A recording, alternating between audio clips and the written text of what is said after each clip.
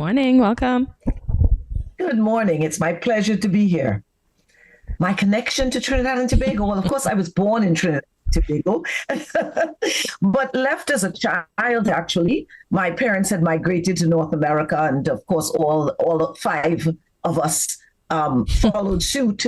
So I did my early studies in North America and so on, university studies, and then came back home and completed my university degrees and got married, had children. So yes, here I am at home after many years and yeah, loving it.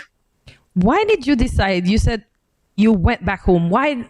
What made you make such a decision to go back and not enjoy the fruits of where you're at now? I think, for me, I can't speak for everyone who's been to North America, but for me, we grew up in a very West Indian, sort of in those days, that's what it was, West Indian. Now we say Caribbean environment. Yes. Where all our close associates, our relatives, all our friends were from the Caribbean. Okay. My dearest friends were from St. Vincent and the Grenadines, Grenada, Jamaica, and so on, Nevis. I remember when I was coming back home, I decided in those days you could buy a ticket that you could stop every single island on your way home. Yeah. And I was determined to see every single island on my way back home because I had friends from almost every place. And so I always tell the joke, I left home at the age of 20 to arrive in Trinidad and Tobago. And my aunt, of course, my mother's eldest sister, was waiting to receive me. And by the time I got home, I was 21. Oh, wow. Because I was so determined to see every island on the way home, which I did. Yes. And it was a wonderful experience. Love that. It makes me more of a Caribbean person. Yes, indeed. That's interesting. I worked in the UN system for about 20 years. And I think working at that level, you recognize that things change based on the policies that governments adopt and put in place. They don't necessarily change just because of need. Recognition of the need is an important component, but the final component is how do we address that need, which are the policies that are put in place at the national level. And I worked with the governments in the Caribbean and elsewhere across the globe, and I recognized that those who succeeded best had the best policies at their disposal. And so I pursued a doctoral degree in public policy, in social policy to be specific. I'm both an assessor in the field and I train others in how to undertake assessments. Disaster management requires us, of course, to be properly prepared for an event, to understand how to mitigate the risks of the events when they occur or before they occur, and to be able to assess the extent of damage and loss as a result of the event so that we can engage in the public policies necessary for recovery. Yes.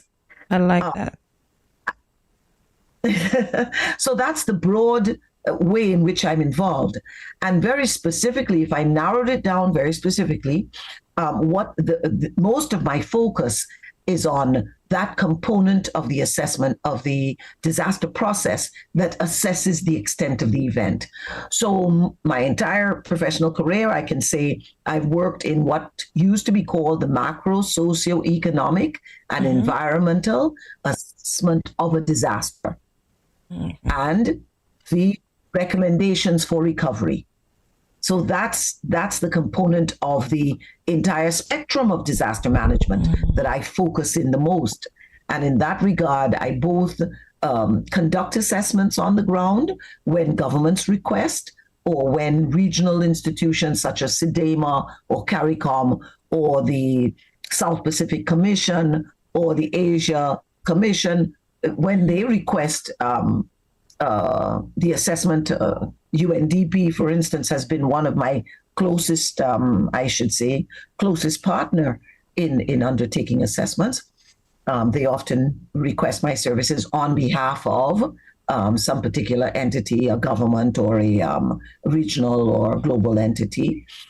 And I would go to country and work and organize the technocrats at the government level to undertake such an assessment. I train them and help them undertake the assessment, provide all technical assistance required to do so.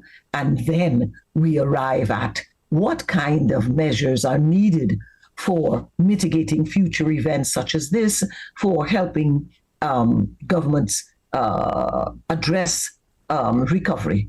And really, that's the heart of it. Sure, gender equality is such an essential component to our development as a whole. Because when you think of it globally, half the world are women. And if half the world are slipping off the edge, how is the other half expected to achieve its development potential? So the idea about gender equality is really to engage all of us in meeting the challenges for sustainable development. Why leave half of us out of that challenge? If we leave half of us out, we won't succeed. It's like our general population. If there are other inequalities, such as the inequality of income or the inequality of access to education, if we leave half our children out of being able to access good quality education and being able to achieve their full potential, then we as the wider society will not be able to achieve the goals we have of having this just and sustainable and resilient population, therefore society. Leave out half of any group or any part of a group, actually. All should be engaged. So to me, that's one of the biggest challenges is getting everyone to understand that this is not about singling out some group that you want to give a special attention to. It's about ensuring that all of us can meet the challenges. The second is that, of course, like in every area of inequality, those who are more privileged don't necessarily like to give up any privileges. And they think that by opening the door for all to participate, you are somehow shutting down some of their privileges. And we've got to stop the world in that one or the other process. It is not about. Oh, I like that because I read in the thematic brief that women in lower socioeconomic with lower socioeconomic statuses, they have a higher mortality rate from disaster in relation to men. And I was wondering, why? Why is that even? How is that even possible? How is that possible? Yeah. Absolutely. And how is that possible? It's possible because those women, for instance, let me give you a simple example. When there's an announcement that says, prepare for a hurricane, it's coming, please stock up for the next week, have enough food in your house for at least 72 hours, etc., etc., etc. You've heard those sort of messages, I'm sure. If your economic situation only allows you to live from day to day. Oh boy. And there are many people across the Caribbean and across the world who work and earn an income for that day, and they go to the market or the grocery and they buy just enough to be able to feed their children for that day. And tomorrow, they hope tomorrow will take care of itself because they just don't have enough resources to stretch for the day.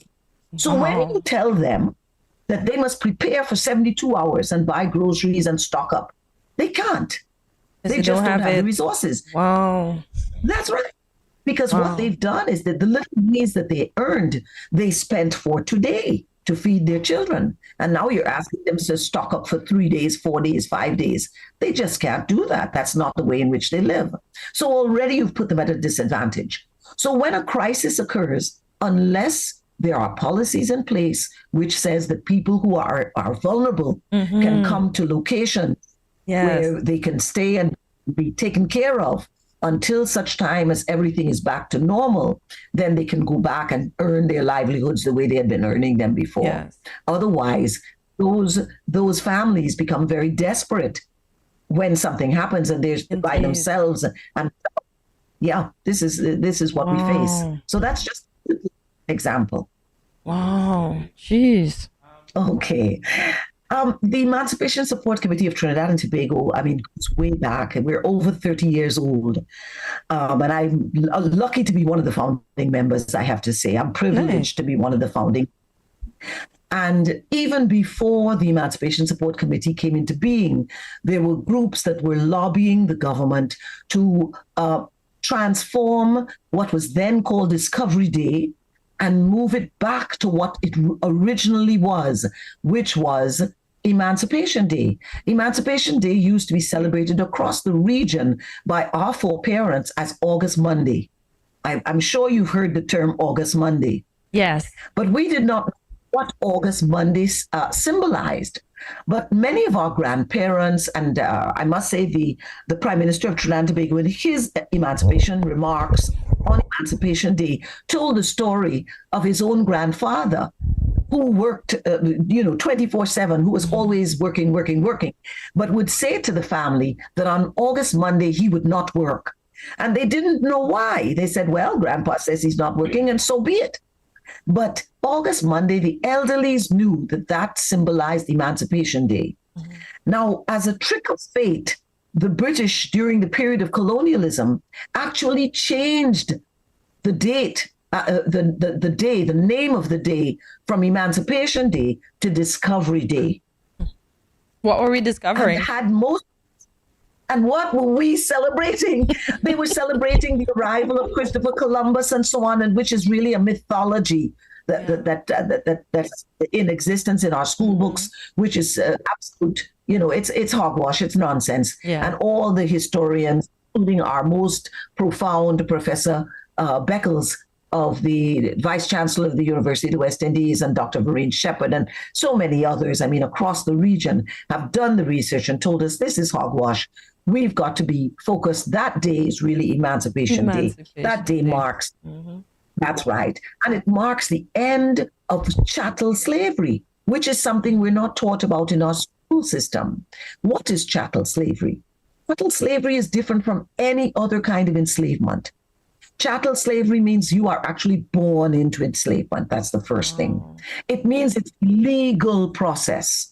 We talk about now modern-day slavery and we say it's illegal and so on. Yeah. The reason we can talk about that as being illegal is because our foreparents fought to end chattel slavery, which was legal, right, according to the books.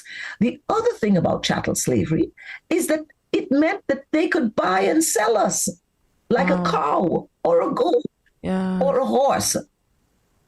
And what was even worse is they left us as if we were, when you have property, you say, oh gosh, my daughter should have my wedding ring if I die. Yes. Well, that's what they did with us. They said, oh, my child should have that particular enslaved person or that particular person and so on. Almost as if we were not almost, as if we were property. Yeah, because that's exactly what happened. Yes. So the ending of enslavement, which we brought to an end, it wasn't granted to us. Emancipation was not granted to us. Actually, the Brits were very clever. When they announced emancipation, they also announced an apprenticeship period. Apprenticeship, yes.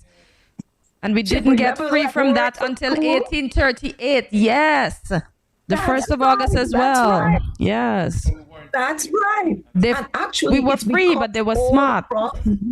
They didn't want to pay us. They put us back they put us back to work without pay. But we needed to learn yes. Exactly. Absolutely foolish. We came to the Caribbean with amazing skills. Exactly. As a matter of fact, I don't know if you saw recently in the newspapers where some British firm that sort of touted that they were the experts in wrought iron work had to admit when they looked at their history that it was Africans who had been enslaved in Jamaica who taught them how to undertake wrought iron and use it and develop it and work it in such artistry. And then they took that and they made it their own and gave it their names and so on. So we came to the Caribbean with amazing skills, and we came to North America the same way with amazing skills. And we needed to learn nothing from them. They were learning from us, actually. And yet they were bold enough to talk about an apprenticeship period. And because we objected to that, we said no. As a matter of fact, in Trinidad and Tobago, where we spoke patois, as it was called then, we said se, meaning no 6 more years. No, we've protested against it. And we brought that apprenticeship period to an end. And yes, and what we did is we established societies where no one else could be brought into the society as an enslaved person. They allowed them as well to have equality under the law. So there was no revenge. It was equality under the law. And in a sense, that is what human rights, the basis of all human rights, that all human beings should have the same equality under the laws of the land, irregardless. The policies. Yes, irregardless. So, Oh, man. I wish the interview can go on. Yes. Thank you so much. It's been a wonderful chatting with you all. Happy Emancipation Period. We had a glorious one here in Trinidad and Tobago because we had the king of Ghana. Yes, from Ghana. Ooh. Yes, the Asante Kidi, as he's called. What a wonderful, wonderful experience that was for us. So we wish everyone an enjoyable emancipation across the region. And thank you so much for having me on Stkitts. Pleasure. Pleasure.